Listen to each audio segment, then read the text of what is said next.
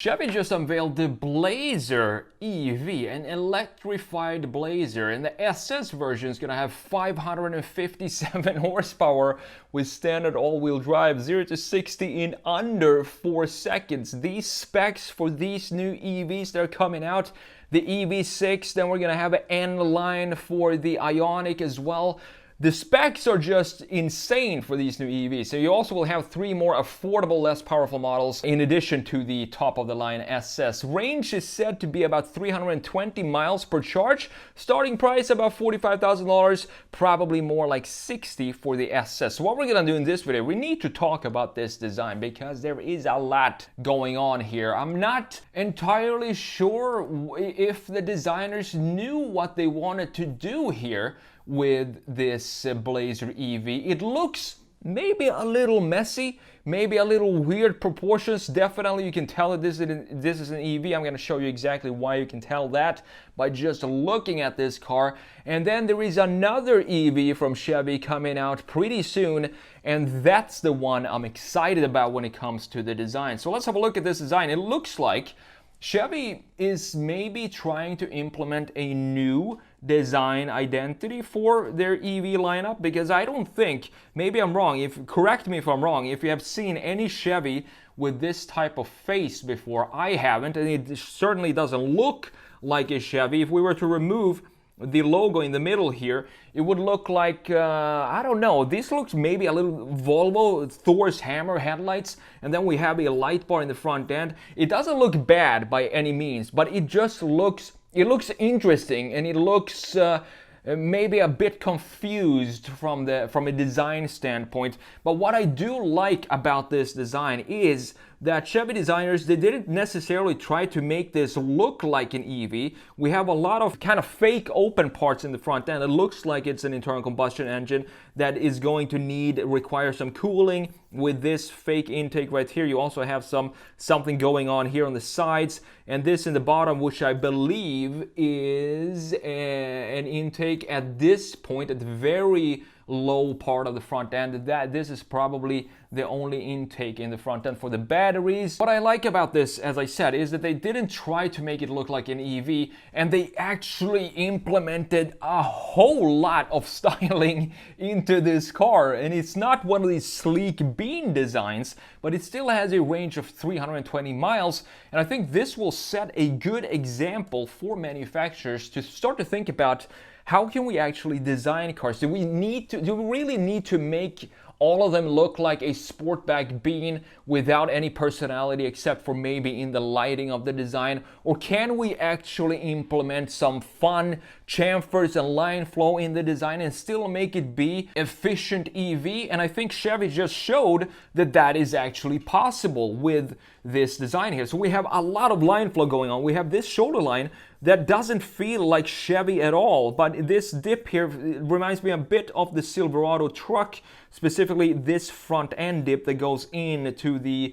front door. Then we have this cut, like it's been chamfered off right here, and this is the port for the charging, which has an pretty interesting implementation in the design, in addition to a lower line that goes in a very interesting way like this, and then kind of fades in the rear end fender, comes back in the bumper here, and also has a connection to the front end. So we have some really nice line flow in this design. But the thing, when you look at this, you can definitely tell that this is an EV, and the reason why is because of the wheelbase in relation to the overall size and proportions of this thing. So have a look at this wheelbase. It is absolutely massive, and this is typical for EVs because you have the battery pack in the middle right here. You can extend the wheels as far or as far back or forward as you want to make room for the interior and have a better space in the interior with a smaller package. That's one of the great benefits of having an EV without an internal combustion engine up front. You can play around with the proportions more, and that's how you can tell that this is for sure an EV by looking at those proportions. Then you have a greenhouse that is all black, which I think looks pretty nice in this case. It separates the greenhouse definitely from the rest of the body. We have a lot of curvatures here, almost Asian, Japanese, Korean style in this design, and not so much Chevy or American straight line proportion, straight line horizontal and vertical lines. This looks like a fun design. It looks like the designers had fun. They're like, oh, we're gonna design an EV. We're not really sure what to do here. Let's just try and play around with some lines and in the proportions and see where we get. We also have a new style of the taillights here, which I haven't seen before. If we go to the rear end, this doesn't either look like a Chevy to me, but it feels like, as I said, they're trying to find a new identity. Maybe this will be specific for their EV lineup. I'm gonna show you the concept that I am very excited about, because there are things with that concept that look like it's going to be taken almost straight into the production. More on that in just a minute. Then we have a black lower part of the diffuser on this Blazer EV, which reduces the weight of this car. It doesn't look like it sits as high as it does, and it doesn't look as heavy when you have a black graphics at the lower part. As you can see, we have that here as well. So kind of similar to what the Ford Mustang Mach-E did with the roof line. Similar treatment here to reduce the visual weight and height. I do like these wheels. I think these look pretty safe when it comes to the design, but safe wheels is pretty much always the better choice than to try to go crazy with some wheel designs. Another thing I really like about these wheels, as same thing here, these doesn't look like these belong on an EV. As you know, we have more of a plate design on EVs, where a lot of these holes are covered up to help with drag coefficient.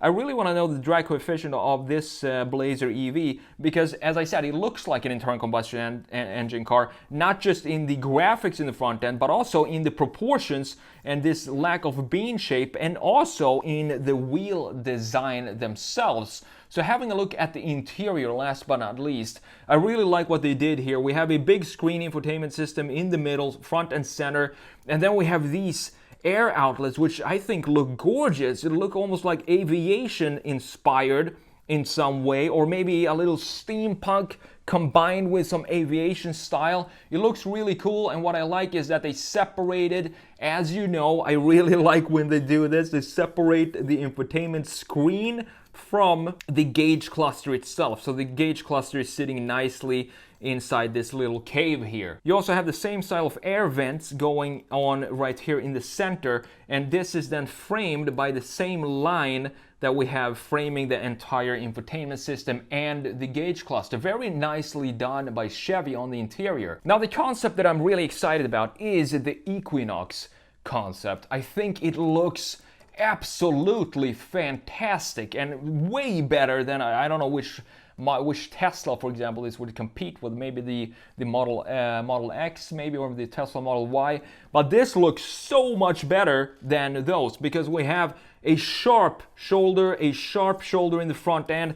We have a very clear front fascia with this light bar that is now implemented in the Silverado EV as well. You can see that we have the trend going here. We have the headlights in sort of kind of in the bumper here. This is not really the bumper, this is more centered in the front fascia, and the top part being all design and all identity, not really functional. These lights don't have any projector lights in them. The headlights is sitting down here. We have this big grille in the front end that doesn't make it look like an EV. It looks more like a very sporty, aggressive internal combustion SUV. And we also have a black greenhouse, as you can see right here, both from the front end and the rear. I think this looks gorgeous with these taillights having a sequential design to them, getting narrower and narrower the closer we get to the center logo. Same thing here, we have the black details in the lower part, and we have the black greenhouse, reducing the weight, making it look a whole lot sportier than if you were to have them in body color.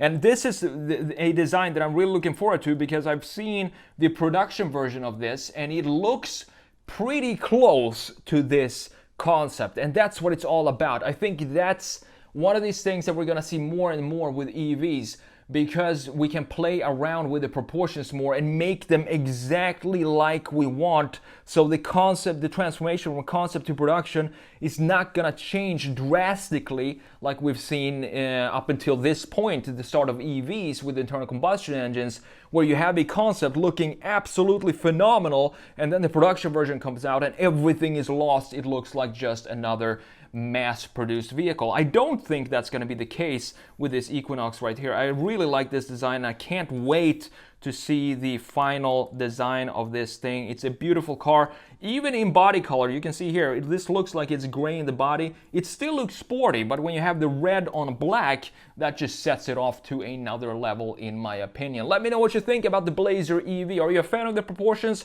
Do you get what I'm saying when I think it looks a little confused with these proportions and the line flow? It's so unusual to see Chevy create something like this, more of a Japanese or Korean style of design. But I'm excited to see this out on the streets. It's definitely going to be a clear, distinct design and separated from anything else out there on the roads. Thanks for watching, and I'll see you in the next video.